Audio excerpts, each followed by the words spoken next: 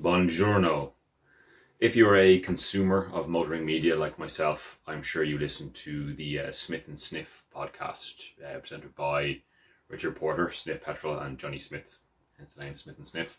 And in the last couple of episodes, Johnny Smith has been bemoaning the fact that Lego versions of real life automobiles, when constructed, don't resemble the cars they are based on. So I'm a Lego fan and a car fan, so I thought we should put that to the test and see how close the finished model we're about to build looks like the actual car it is based on. Sorry for the long-winded way of saying all of that. I'm just coming off a 12-hour shift from work. But let's give it a go, shall we? I won't spoil what the car is, because where's the fun in that? But let's put it together, shall we? Okay, let's go. So here's the set and instruction model before we begin. I've hidden the box so you can't see what the finished article will be. It's part of the Speed Champions collection, so it's regular Lego, not Technics or anything like that. So it's for 8+, so I hopefully should be able to manage it. And I think we should time it to see how long it takes, because I did do one of the larger Technics ones. Was it last year or the year before? And I didn't time it, but it did take me 2 full evenings to put it all together. Hopefully this is a smaller kit, so hopefully it won't take as long. But let's crack into it. Hang on, let me get my timer out. Let's go. So far we've only made our little minifigure. I won't show his body because his overalls will give away the car we're making.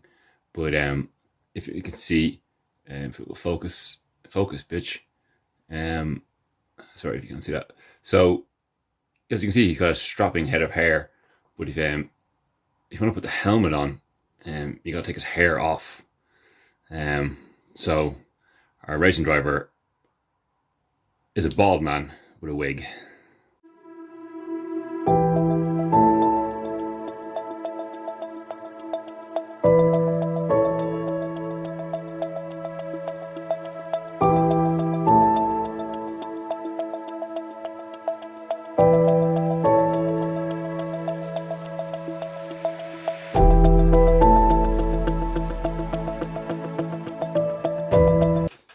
Can you tell what it is yet?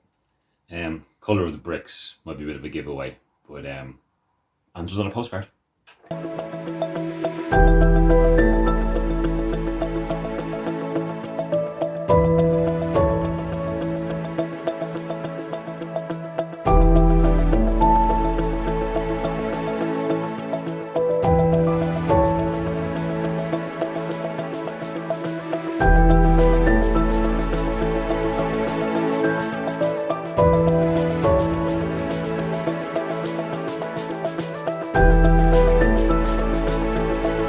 Okay, I'm going to have to give the game away somewhat here because I'm not sure if this is going to be able to focus on camera. There. Look, there's a tiny, tiny little Ferrari logo on that piece. Okay? And then the instructions say I have to put this piece right over the top of it so you won't ever see it again. Why would you do that? Why?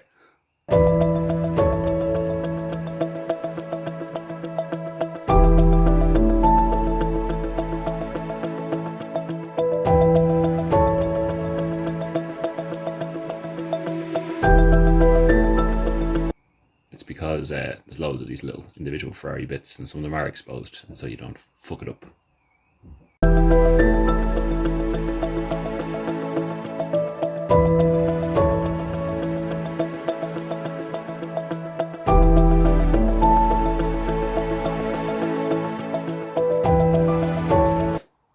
And we're done.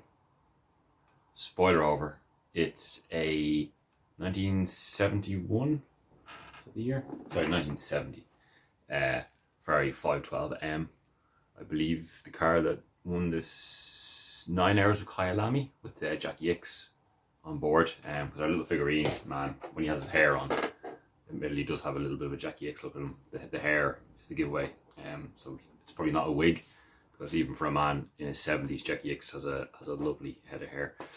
All in, it took 1 hour and 28 minutes according to my stopwatch. I'm going to round that down to 1 hour and 25 because I stopped to delete stuff off my memory card and plug in my charger. What else? So obviously the finished product I don't think that's half bad compared to the real car. I'll put up a picture of the real car, and we'll put up a picture of this. Cool little things. Has the adjustable aero wings on the back. The canopy opens so our driver can jump in and out like so, which is cool. There's always a little few of the tiny little pieces left over, which is good, because undoubtedly you will lose some. I didn't run into this so bad this time round, but of the many Lego models, yes, I am that sad.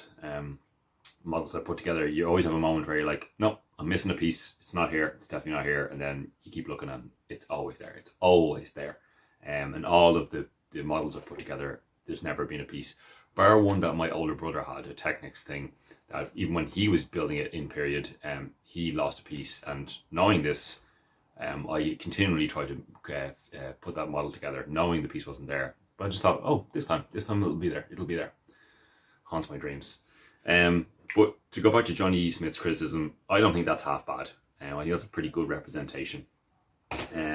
Most satisfying bit, putting the wheels and tires on. I used to work in a tire shop in Canada, and I used to enjoy fitting tires and wheels then, and it hasn't escaped me since, put it that way, even when it's just Lego models. Fun fact, per number of tires produced, Lego is actually the largest tire manufacturer in the world. You always learn something. But yeah, I think that's a good representation. So I think his criticism is a bit harsh. Now, when you get into the world of Technics, here's one I brought earlier. So that's supposed to be a C7 generation ZR1 Corvette. Yeah, that does questionable. But then if you go up in the scale of the Technics ones, 911 RSR, I don't think that's a million miles away from what the real car looks like. Anyway, I'm going to stop now. If you watch this, I do apologise. I am a very, very sad man. But I do love you all. So be safe, be well. I'll talk to you again soon. Bye.